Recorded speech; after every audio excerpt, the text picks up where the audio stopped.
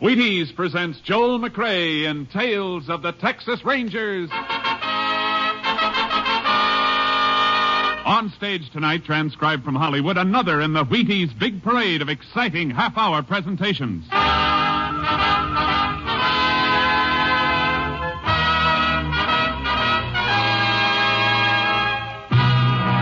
Tales of the Texas Rangers, starring Joel McRae as Ranger Pearson. Texas, more than 260,000 square miles. And 50 men who make up the most famous and oldest law enforcement body in North America.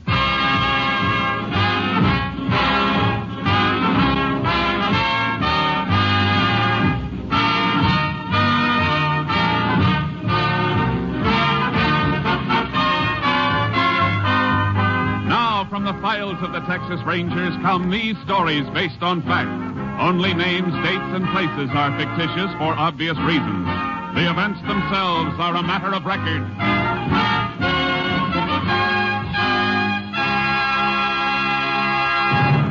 Case for tonight, the White Elephant.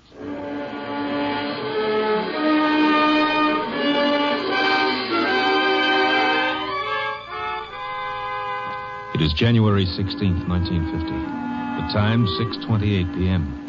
A freight train just outside of a West Texas town gains speed and rolls through the gathering dusk. Inside a gondola car, a hobo crouches in a corner as the brakeman comes toward him. All right, Bo, this is where you get off. Now, listen, pal, just let me get to the next town. I said this is where you get off.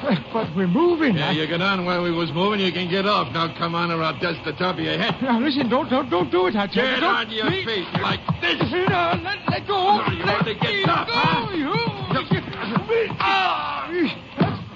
I told you to leave me alone, pal. Slug me, will you? Oh, you ain't getting me. I'm coming.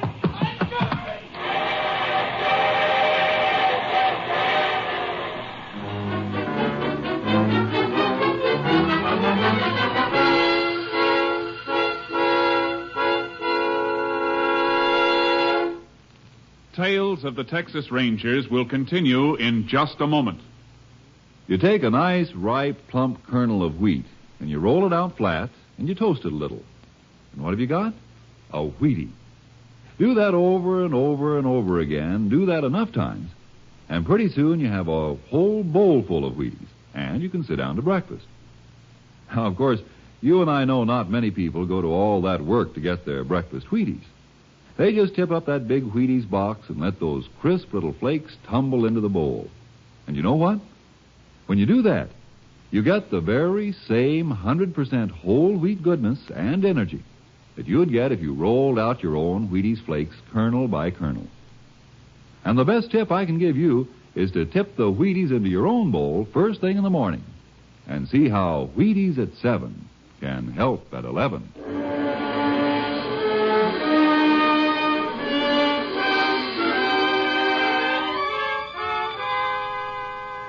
At 2:55 a.m. of the morning following the freight train incident, a rancher named Banker noticed a small coupe parked on the shoulder of the road.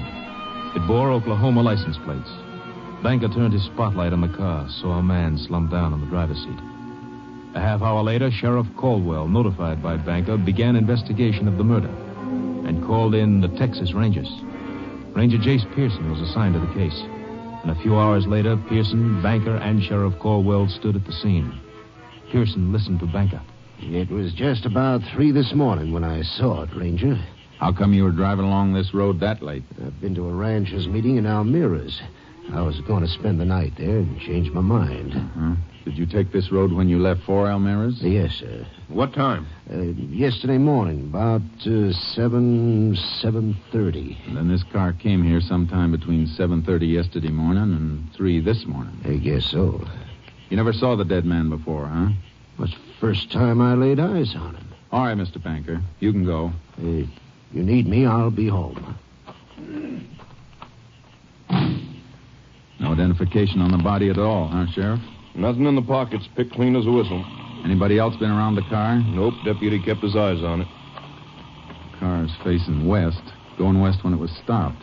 Tire tracks on the shoulder tell that. Mm-hmm. Blood on the seat. Yep. .38 bullet done it. 38. Might be a police special. Banker got one? Banker, but... Just asking, for now. You see, You see something? Look here, Sheriff. Huh? Set of tracks leading up to the car. Ordinary shoes, not boots. Heel marks are too broad for boots. Yeah, looks like it. Look at this one. Sole print with a hole in it. Now look. The prints lead from that way, north, up to the car. A little scuffle, then the prints turn back north. Mm-hmm. In other words, Sheriff, somebody walked up to the car, stood there, then turned and went back north. Oh, and here's something else. Grease. Looks like grease. Smeared on the car door. Same side footprints are on. Grease might be from the car. Oh, looks too stiff and heavy for that. Yeah. What about it coming from a freight train, Jace? Why? Well, there's tracks about a mile north of here. Freight's use a side and a pull-on when passengers got to pass. Maybe it all ties in, Sheriff. A shoe with a hole in it, grease, freight siding. Yeah, might be worth going after. Where do we start? Here at the car first. I'm going to check it over inch by inch. Meantime, you get hold of a freight schedule. I'll meet you at your office.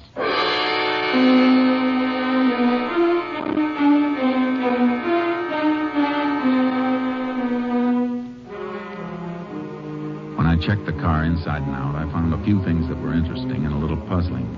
I sent a sample of grease to the laboratory for analysis and took plaster casts of the footprints. Then went on to Sheriff Caldwell's office. He had the information I'd requested. Here it is, Jace. Schedule of freights went through yesterday. How many? 3 of them. We can check those, all right. Of course, we might be sending the dogs up the wrong tree. Looks like a hobo to me. Yeah. Let me see the dead man's fingerprints. Sure, here you are.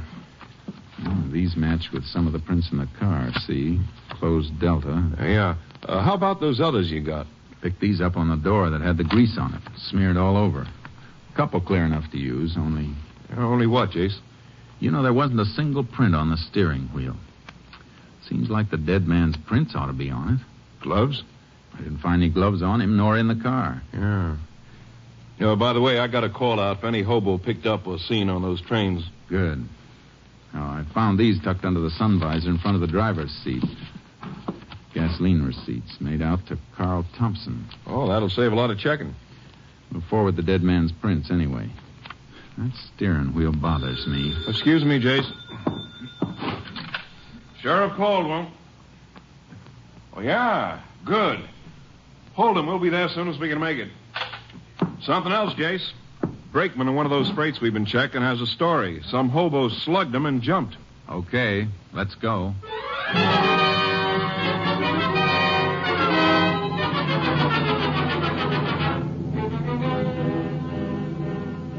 The brakeman took us to the approximate spot the hobo jumped off the freight.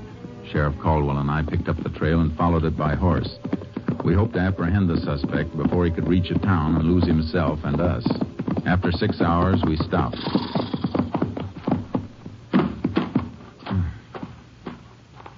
What's the matter, Jace? Tracks are different. Come here and take a look. Different? Yeah, look.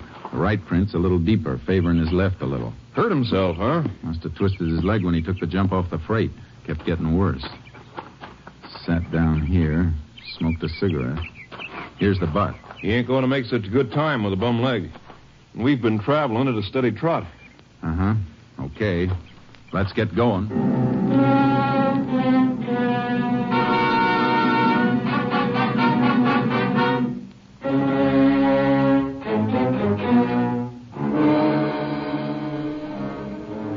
The suspect's trail showed increased favoring of his left leg. His progress became slower. More and more often he stopped to rest, and the trail became fresher and fresher. Evidence in a deserted shack showed suspect had rested there for quite a while. We picked up the trail again. We're getting close, Sheriff. How do you know? Noticed something just now. Take a look at these prints. Same as the ones we've been following. Not quite.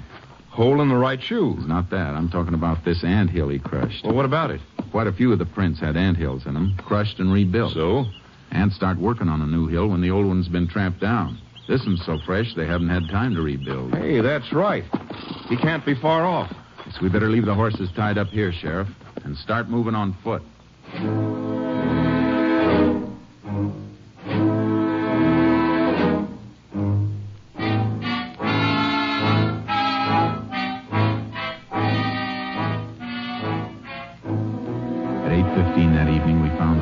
were hunting. He was asleep. He gave us no trouble, and he denied anything and everything about the crime. We took him back, and I kept questioning him, but he stuck to his story. I never was there. I didn't do it. Ever own a gun? 38 police special? I told you 100 times I never owned no kind of gun. How'd you take all that skin off your I arm? don't know. Fell, maybe. You got that while you were running away. When you jumped off the freight, after you slugged the brakeman. No. Grease on your jacket. How'd it get there? Maybe off in the freight. Sure. That car we showed you, the one you said you'd never seen before. That's the truth. Is it? Hold up your right foot. Eh? Hold it up. Hole in the right shoe. What of it? Here's a plaster cast. Cast at the print of the scene of the murder. Take a good look. But I wasn't there, I tell you. Ever hear of fingerprints? Oh, sure. Here are yours. And here's a set found at the crime. They match. You still say you weren't there? I didn't kill nobody. Let me see your hands. When'd you wash them last? I don't know. Maybe a couple of days ago. You know we can tell if you fired a gun. I never had no gun. Did you rob the man in the car? No. Look at me. You were there, weren't you? We can prove it. Well, all right, I was there. But I didn't kill him. Why'd you lie? Well, I was scared. If you're innocent, you don't have to be scared. Look, Ranger, I got a couple of bag wraps. That all? Hey, sure. We can check that, too. All right. I got a couple of wraps for pinching stuff. Nothing big. Now, look. Tell me exactly what you did. Well, I come in off a freight. I was walking across when I seen the car. I figured it was funny, something funny. Why? Well, car parked like that. Then I walked over, seen the fella in there. He was dead. I beat it, hopped the freight. That all? You know what else up to now. Did you get in the car at No, all? sir. Did you touch the body or take anything from it? I swear it, Range, I didn't. Did you touch the steering wheel and then wipe it off? Wipe it? No. What for? Look, I tell you, Jace, Yeah, Sheriff. come here, will you? Sure. You stay put. I got no place to go. Here's all the dope and the murdered man, Thompson. Come in just now. Carl Thompson, resident Tulsa, Oklahoma, traveling salesman for Prince Extract Company. This checked? Double. Tallies with the gasoline receipts. Mm-hmm. What about him? The hobo? Yeah. I think the only crime he committed was failure to report what he saw. His fingerprints were all over the outside of the one door of that car, none inside. Seems to me if he thought of cleaning up the inside, he'd have done the same outside. Yeah, looks like it. We'll give him the paraffin test anyway and see if he's fired a gun lately. And if he didn't? Start all over. And start with that clean steering wheel.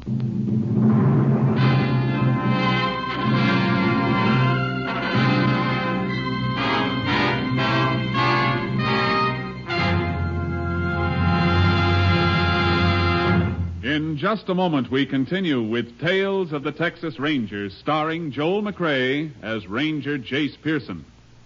I guess nobody gets much of a taste treat out of taking their calcium and iron and phosphorus or their vitamins straight.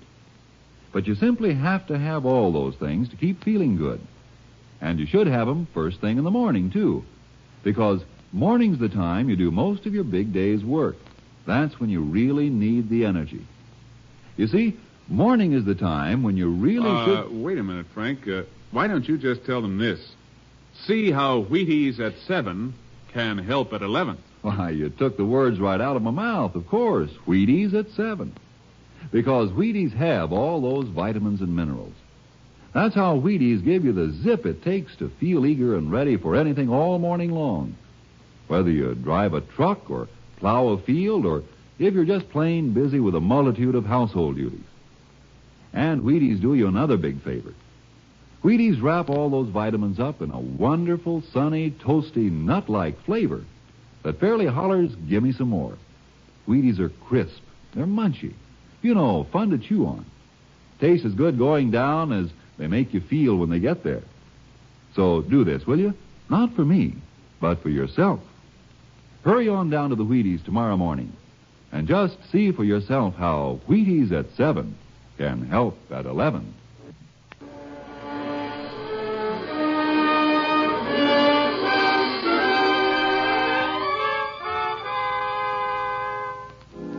The result of the paraffin test was negative, but we held the hobo pending further investigation. I reported back to my captain, Stinson, at company headquarters. I told him I was pretty sure that the hobo's story checked out. Yeah, it looks like it. But somebody killed Thompson. Killed him and then drove him in his own car to where that rancher spotted it. There wasn't anything on Thompson, huh? No money, no papers, only these. Gasoline charge account receipts. Somebody went to an awful lot of trouble to clean him, but they overlooked these. Mm-hmm. On top, this looks like a plain case of murder with robbery as the motive, but if that was it, why go to all the risk of being spotted in a car with Oklahoma plates? Why not just kill him and leave him? I don't know, Jace. What's your thinking? Well, Thompson was a traveling salesman, traveled a lot in a few days. Now, suppose the killer realized that with Thompson far enough away from the scene of the crime, we'd have a pretty tough time finding out just where the murder was committed. Yeah, that could be. But why? Well, maybe the killer couldn't leave the spot. So he did the next best thing. Took Thompson's body away. And maybe it wasn't just robbery. Well, what else? I don't know yet, but I got some more checking to do. It'll take maybe a couple of hours, and then I might have some answers.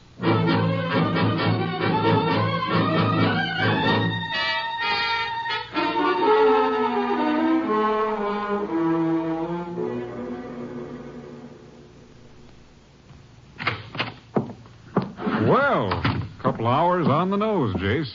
You get anything new? Some more dope on Thompson, Captain.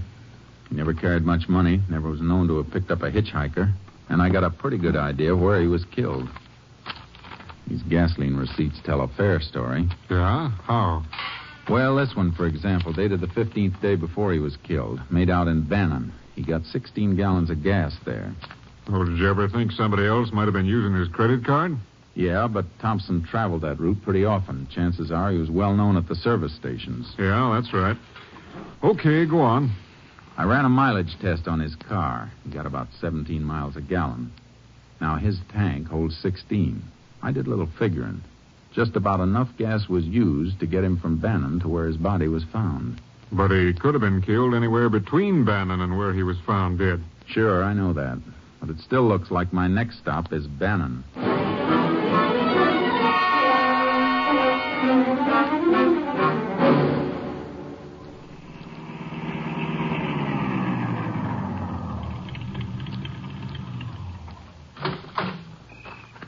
Howdy, Ranger. Howdy. How many? Whatever she'll take. Sure thing.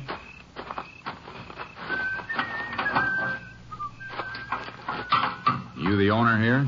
Yes, sir. How long? A couple of years. You work alone? Nights, yeah. Take a look at this, will you? One of my receipts. Credit card stuff. You know this Carl Thompson? Yeah, see him every, 4 or 5 months. When did you see Thompson last? The evening he bought that gas. Why, anything wrong, Ranger? Was Thompson alone that evening? Yeah. I never remember him ever having anybody along. What else do you remember about that evening? One of the worst sleet storms we ever had.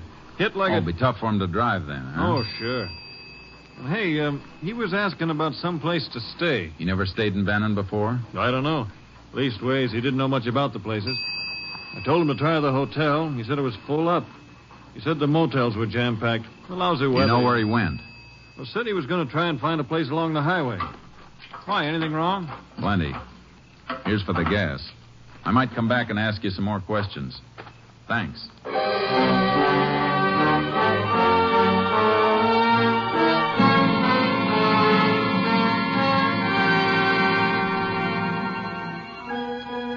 I began a check of every possible place Thompson might have stayed that night, but I drew one blank after another.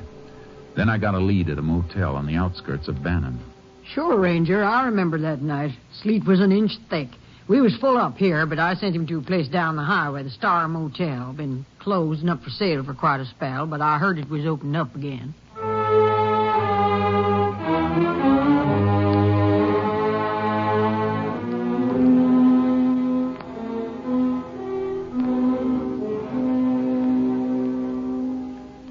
I went to the Star Motel. It was closed tight. Every cabin was locked, the windows boarded. There wasn't a soul around. I was just about to leave when I noticed something. The electricity must have been on somewhere in the place because the little wheel under the dials of the meter was spinning. It was enough to send me back into town to ask a few more questions.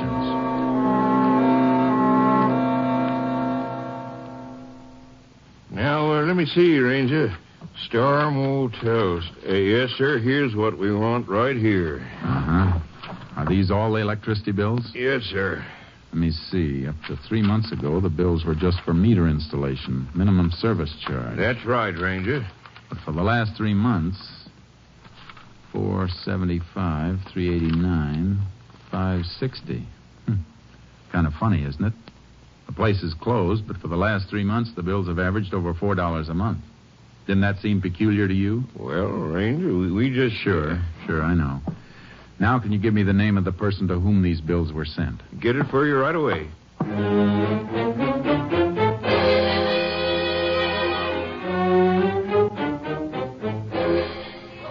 Why, yes, Ranger. Mr. Carlson's here. I believe he's on the phone right now, but if you come in. Thank you, ma'am. You Mrs. Carlson? Yes. I hope I'm not bothering you any, Miss Carlson. Not at all, Ranger. My husband's here. Oh, yeah? Yeah, I see. Well, I think that can be arranged. Yeah, sure. Tell you what, I'll come out a little later. I'll bring the client with me. Sure. Thanks for calling. Goodbye. And this is Ranger Pearson. Oh, hello. Sorry to barge in like this, Mr. Carlson, but I got a few questions. Questions? Sure, what about? You own the Star Motel, don't you? Yes, I do. Star Motel. Oh, that white elephant. White elephant? Yeah, I've been trying to get rid of it for 2 years. Why? Well, like Bessie said, it ain't been worth a hoot since the new highway went in 2 years ago. Only half the traffic that used to pass it. It hasn't been used for 2 years? Well, I guess I didn't mean exactly that. What did you mean? I tried to keep it going for a year after the highway went through, but couldn't rent enough rooms. Wasn't worth trying to save. You got the keys to it? Keys? Oh, sure. Is something wrong, Ranger? Might be, ma'am. Can you take me through the motel, Mr. Carlson? Anytime. Right now, suit you? Couldn't be better. Let's go.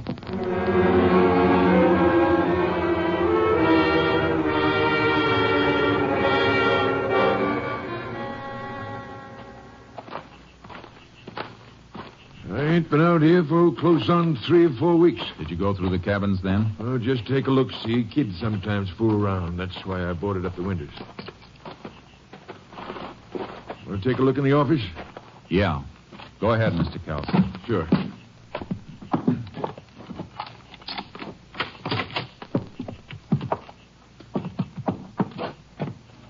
Nothing in here, Ranger.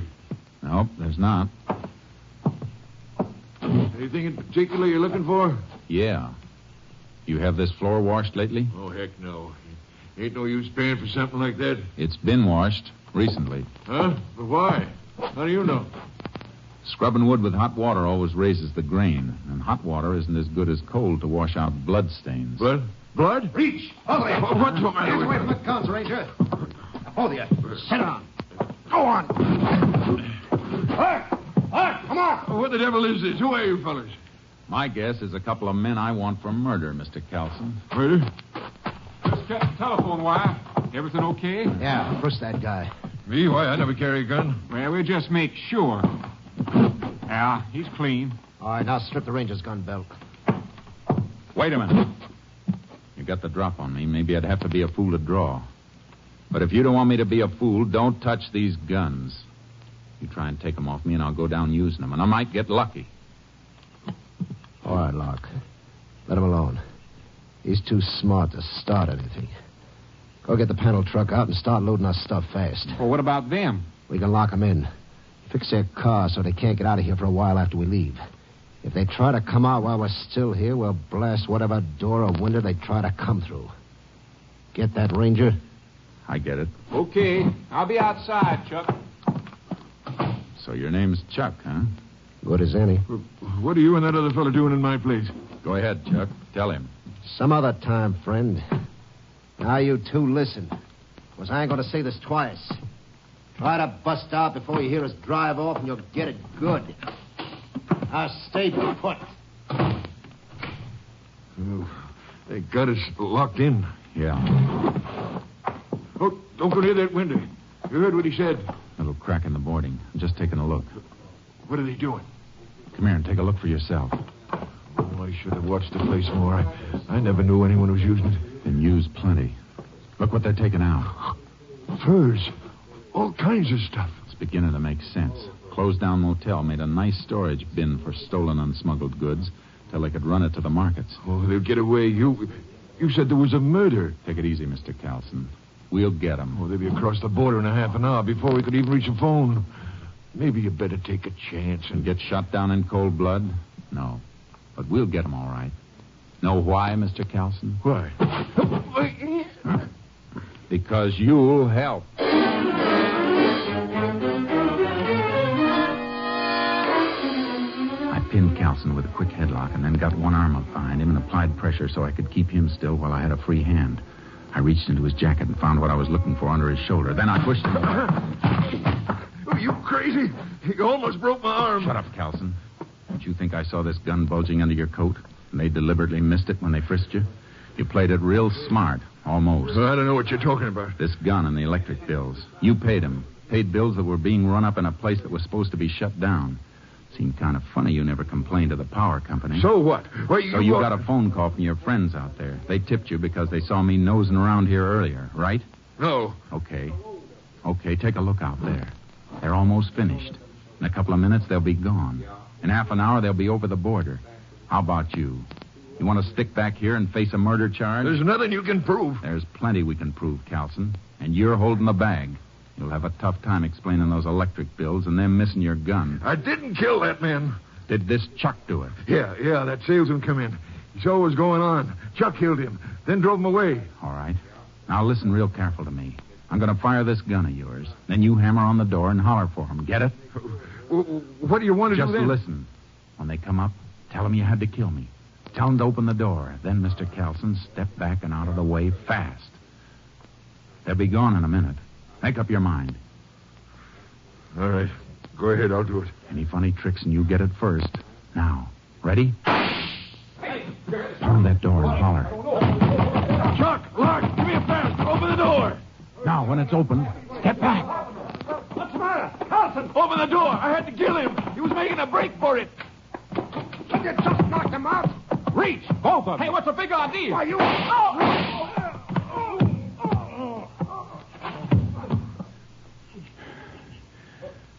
We'll come back for him later, Carlson. Meantime, let's you and me get back to town. I got you a deal for this White Elephant Motel. You can trade it for a jail cell.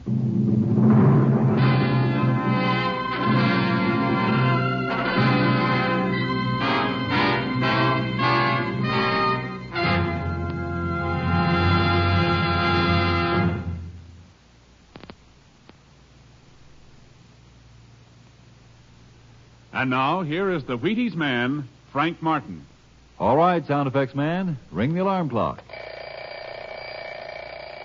Yeah, I used to groan, too, when I heard that sound. But one morning I said to myself, now look, Martin, you gotta get up. Why fight it? Think about something pleasant. And right away I thought, Wheaties. That's about the pleasantest thinking a man can do. Why, when you figure you can sit down to a bowl of good, crisp Wheaties and then feel like tackling the world, when you know a bowl of Wheaties and milk and fruit can help you work good because you feel good, why, it almost makes you want to shake hands with your alarm clock. And when you hear it come morning, roll out happy, reach for the big orange and blue box, and see how Wheaties at 7 can help at 11. Next week, Joel McRae in another authentic reenactment of a case from the files of the Texas Rangers.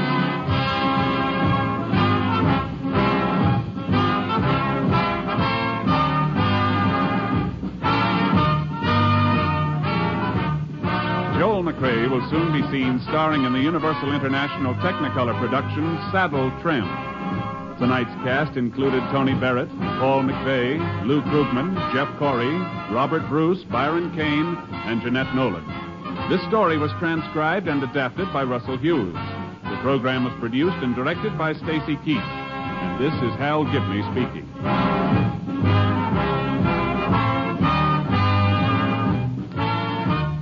And this is the Wheaties man, Frank Martin, inviting you to listen Monday night to Frank Lovejoy in Night Beat on the Wheaties Big Parade. See you then.